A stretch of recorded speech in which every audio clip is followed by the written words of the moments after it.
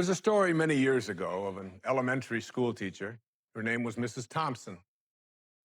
As she stood in front of her fifth grade class on the very first day of school, she told the children a lie.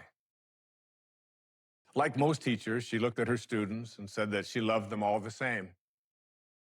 But that was impossible because there in the front row, slumped in his seat, was a little boy named Teddy Stoddard. Mrs. Thompson had watched Teddy the year before and noticed that he didn't play well with the other children, that his clothes were messy, and that he constantly needed a bath. Teddy could be unpleasant. It got to the point where Mrs. Thompson would actually take delight in marking his papers with a broad red pen and making bold X's and then putting a big F at the top of his papers. At the school where Mrs. Thompson taught, she was required to review each child's past records, and she put Teddy's off until last. However, when she reviewed his file, she was in for a surprise. Teddy's first grade teacher wrote, "Teddy is a bright child with a ready laugh.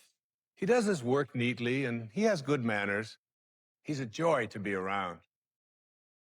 His second grade teacher wrote, "Teddy's an excellent student, well liked by his classmates. But he's troubled because his mother has a terminal illness, and life at home must be a struggle."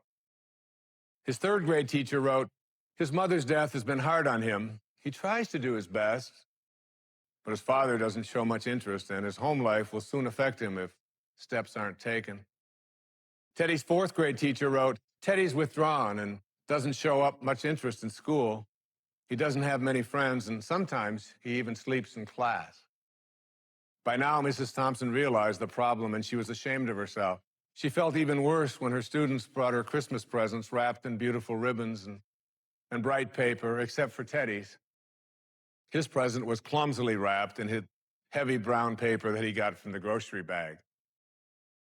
Mrs. Thompson took pains to open it in the middle of the other presents. Some of the children started to laugh when she found a rhinestone bracelet with some of the stones missing and a bottle that was 1/4 full of perfume. But she stifled her children's laughter when she exclaimed how pretty the bracelet was, putting it on and dabbing some of the perfume on her wrist. Teddy Stoddard stayed after school that day just long enough to say, "Mrs. Thompson, today you smell just like my mom used to."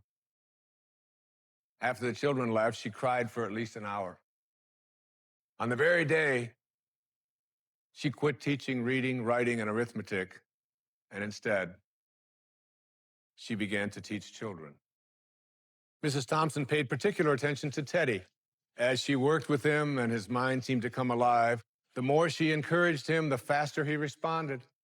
By the end of the year, Teddy had become one of the smartest children in the class, and despite her lie, became one of her teacher's pets. A year later, she found a note under the door from Teddy telling her that she was still the best teacher he ever had in his whole life.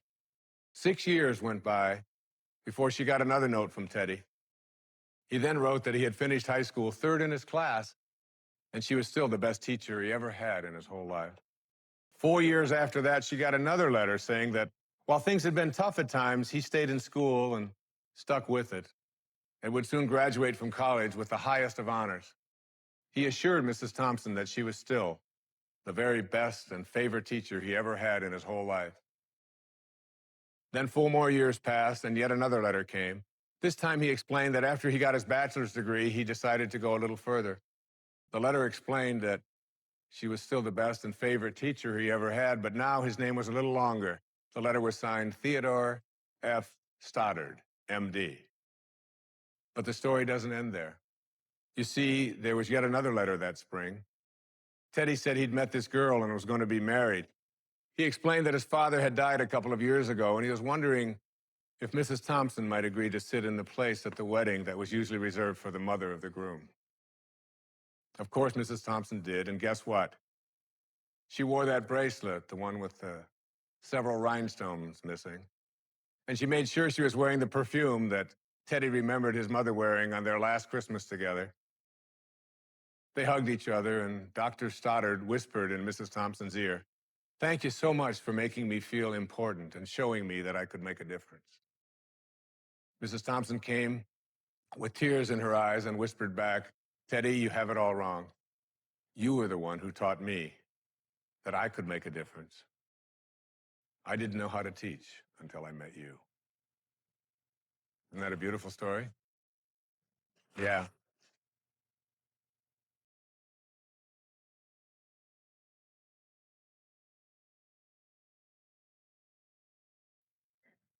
That symbolizes there are no justified resentments.